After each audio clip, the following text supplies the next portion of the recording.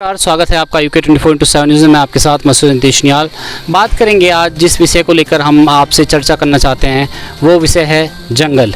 आज जिस प्रकार से पर्यावरण को जो है लगातार क्षति पहुंचाई जा रही है, हम आपको बताते चलें कि पूरे देश भर में, चाहे वो राजस्थान का 55 डिग्री पार हो या दिल्ली का 50 डिग्री पार हो या देहरादून का 40 डिग्री पार हो, उसी प्रकार से मसूरी भी इससे जो है वो अछूती नहीं रही है और यहाँ पर भी 30 डिग्री टेम्परेचर जो है पार हो चुका है। जबकि यहाँ पर गर्मियों में भी सामान्यतः 20-22 तक जो है वो टेम्परेचर होता था, लेकिन यहाँ पर भी लगातार गर्मी का प्रकोप देखा जा रहा है। इसका सबसे बड़ा कारण अगर देखा जाए तो ग्रामीण क्षेत्रों में जो लोग ये मानते हैं कि पुराने घास को जलाने से नई घास अच्छी आएगी, तो ये ऐसी मानसिकता भी है, लेकिन वो लोग ये नहीं सोचते कि किस प्रकार से उसमें हज़ारों लाखों जो है कीट पतंगे, जानवर, इंसान, कितनी चीज़ें उसमें जो है वो जल के राख हो जाती है।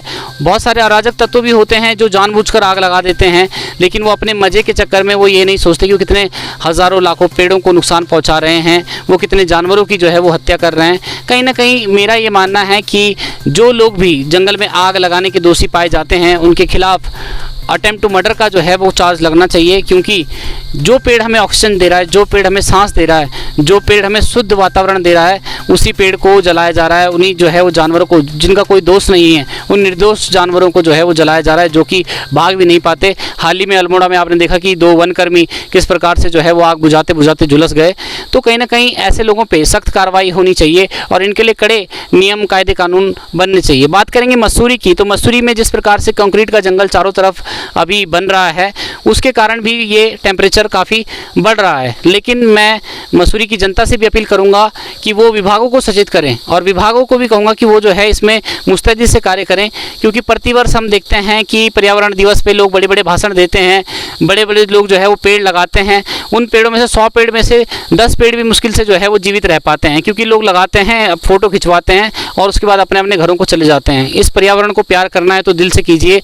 इस पर्यटन नगरी मसूरी में रोजगार, पर्यटन, होटल सब कुछ तब चल रहा है जब यहाँ का वातावरण सही है, क्योंकि लोग यहाँ पे 5 स्टार होटल देखने नहीं आ रहे हैं। दिल्ली, बम्बई, चंडीगढ़, हरियाणा में मैं समझता हूँ कि बहुत बड़े बड़े और बहुत अच्छे जो है वो होटल होंगे, लेकिन यहाँ पे जो है कंक्रीट के जंगल देखने के लिए कोई नहीं आ रहा है। यहाँ पे जो पर्यटक आ रहा है वो यहाँ की शुद्ध हवा के लिए, यहाँ के वातावरण के लिए, यहाँ के ऊंचे नीचे पहाड़ देखने के लिए, यहाँ के प्राकृतिक झरनों को देखने के लिए जो है वो यहाँ पे आता है।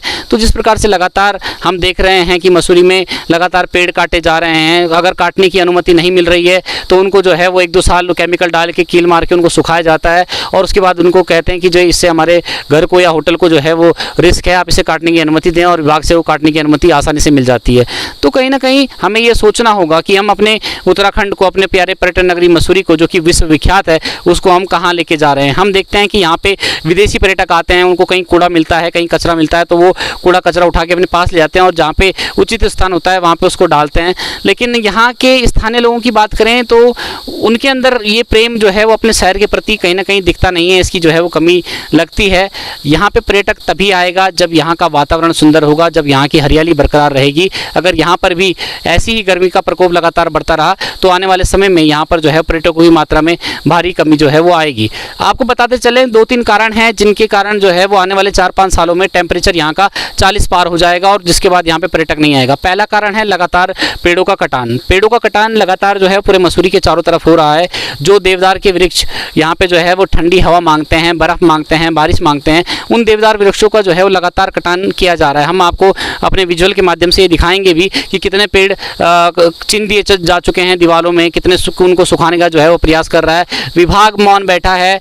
यहाँ पे स्थानीय आदमी कह रहा है कि ठीक है जी, हम क्या कर सकते हैं, जब विभाग ही चुप है, ये तो सरकार का काम है। ऐसा नहीं है, ये प्रकृति जितनी सरकार, जितनी विभाग की है उतनी आपकी भी है और इसका ध्यान रखना भी आपका कर्तव्य है। आने वाले भविष्य में आप अपने बच्चों को क्या दे रहे हैं। आज हम जैसे सुनते हैं कि पहले जो है पूर्व में राजपुर और घंटाघर, देहरादून तक जो है वो बर्फ़ पड़ा करती थी, आज वो इतिहास बन के रह गया। तो आने वाले समय में जिस प्रकार से पूर्व 1-2 सालों से हम देख रहे हैं कि बर्फ़ पड़ने में काफ़ी जो है वो कमी आई है, क्योंकि लगातार कंक्रीट के जंगल खड़े हो रहे हैं।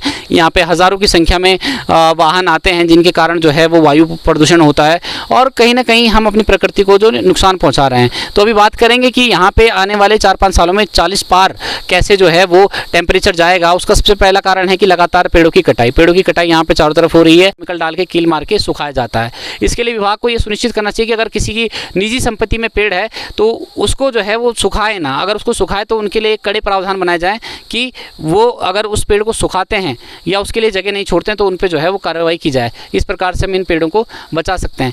दूसरा सबसे बड़ा कारण है कंक्रीट के जंगल लगातार जो है बन रहे हैं। MDDA मसूरी देहरादून विकास प्राधिकरण यहाँ पे बहुत पहले से है और वो इसलिए बनाया गया था कि वो मसूरी के विकास की बात करे, मसूरी में जो है कमर्शियल कंस्ट्रक्शन जो है वो ना हो। लेकिन जिस प्रकार से हम लगातार देख रहे हैं कि हर वर्ष जो है वो 50 होटल नए खड़े हो जा रहे हैं। वो कहाँ से खड़े हो रहे हैं जब यहाँ पे कमर्शियल प्रॉपर्टी अलाउड ही नहीं है। डोमेस्टिक में जो है वो पास होता है, कमर्शियल जो है वो यूज़ होता है। तो कहीं ना कहीं विभाग की लापरवाही इसमें साफ साफ जो है वो देखी जाती है। और तीसरा सबसे और जो मुख्य कारण मैं मानता हूँ कि कहीं पर भी डैम बनता है तो उसके आसपास कीट पतंगे मच्छी जो है वो मच्छर दुनिया भर की चीज़ें जो है वो पैदा होती है। जिस प्रकार से आज टिहरी में टेम्परेचर उस समय जो है वो वहाँ के लोग कहते थे जब वहाँ पे डैम नहीं था कि यहाँ पे हमने जो है कभी कूलर पंखे कभी इस्तेमाल नहीं किया। आज जो है वहाँ पर AC भी फेल होते नज़र आ रहे हैं। उसी प्रकार से लखवाड़ डैम जो कि लखवाड़ से होके और लोहारी से होके और नैनबाग तक जो बनने जा रहा है उसका जितना भी भाप इस हो आएगा वो जो है वो मसूरी की तरफ आएगा। एक तरफ हम देहरादून की गर्मी और प्रदूषण झेल रहे हैं, दूसरी तरफ हम जो है वो लोहारी डैम का वो देखेंगे, स्वरूप देखेंगे। तो इसके कारण यहाँ की जो हवा की शीतलता है वो शीतलता में बहुत ज़्यादा कमी आएगी और यहाँ पर भी बहुत ज़्यादा गर्मी हो जाएगी। मेरा पूरा बचपन मसूरी में बीता है, मेरी शिक्षा दीक्षा मसूरी में हुई है। मैंने ये महसूस किया है कि हमने कभी भी आज तक मक्खियाँ जो है वो यहाँ पे नहीं देखी, हमने कभी उमस महसूस नहीं करी। लेकिन अब हमें जो है उमस भी महसूस हो रही है, मक्खियाँ भी देखने को मिल रही है। आने वाले टाइम में मच्छर भी यहाँ पे पैदा हो जाएंगे। तो ज़रूरत है यहाँ पे सजग होने की। और अगर हम आज सजग नहीं हुए तो हम इस प्राकृतिक सुंदरता जो कि मसूरी की धरोहर है हम इसको खो देंगे। तो जिस प्रकार से लगातार हम आपको बता रहे हैं कि कहीं ना कहीं वातावरण कितना दूषित हो रहा है। आज अगर बात करें तो ये सिर्फ गर्मियां ही नहीं बढ़ रही है, साथ के साथ बीमारियां भी बढ़ रही है। लगातार हम हॉस्पिटलों में जो है जा रहे हैं, वहाँ पे मरीजों की संख्या 10 गुना ज़्यादा तक जो है वो बढ़ चुकी है। और पहाड़ी क्षेत्रों में इसका और ज़्यादा दुष्प्रभाव इसलिए पड़ता है क्योंकि यहाँ पर ग्रामीण क्षेत्रों में चिकित्सा की उचित सुविधा उपलब्ध नहीं है। आजकल जो देखा जा रहा है वाटर बॉर्न डिजीज़ ज़्यादा होती हैं, जैसे टाइफाइड फीवर हो गया। उसके लिए पानी बॉईल करके पिएं, खाने में बाज़ार की चीज़ें अवॉइड करें। डिहाइड्रेशन की वजह से भी बहुत सारी प्रॉब्लम्स होती हैं, तो पानी का फ्लूइड इनटेक ज़्यादा बढ़ाना चाहिए। इन सब चीज़ों से बच सकते हैं। थोड़ा धूप में अवॉइड करें, ज़्यादा ना जाएं। बस यही सब चीज़ें हैं और तो कुछ सिर्फ बच्चों के लिए खास। तो गर्मियाँ तो बढ़ ही रही हैं मगर हीट स्ट्रोक वगैरह के केसेस तो नहीं आ रहे हैं वैसे। मगर यह है बच्चों में थोड़ा सा वही है कि ओरल डिहाइड्रेट्स वगैरह देते रहें। इलेक्ट्रॉल हो गया, अगर जैसे ग्रामीण क्षेत्र है वहाँ पे इलेक्ट्रॉल वगैरह नहीं होता तो नींबू पानी दे सकते हैं, उसमें नमक वगैरह चीनी डाल के उसको बच्चों को पिलाएं ज़्यादा, तो उससे सावधानी बरतने से उससे ठीक रहेगा। और कोशिश करें कम से कम बाजार का खाना खिलाएं, बाहर की चीज़ें नहीं करें। सर जैसे फल सब्जी है तो इसमें फलों में तो सारे जितने भी आजकल देखिए गर्मियों में वो कुदरती बनाया हुआ है भगवान ने, तो जैसे पानी वाले फल आते हैं, तरबूज हो गया, खरबूजा हो गया, खीरा हो गया, जिनमें पानी की मात्रा ज़्यादा होती है, तो वो सब ज़्यादा इनटेक करें।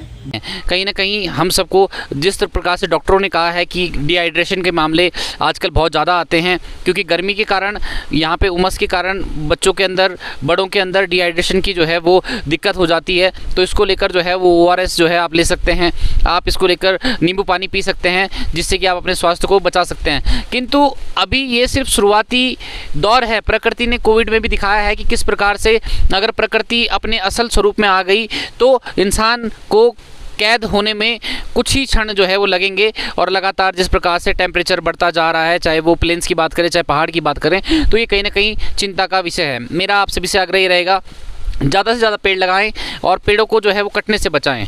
कैमरा पर्सन आशीष के साथ मैं नितेश निहाल, यूके 24/7 न्यूज़ मसूरी। गांव की गलियों से शहर के शोर शराबे तक हम लाते हैं सही खबर आप देख रहे हैं यूके 24/7 न्यूज़। खबर वही जो है सच सही।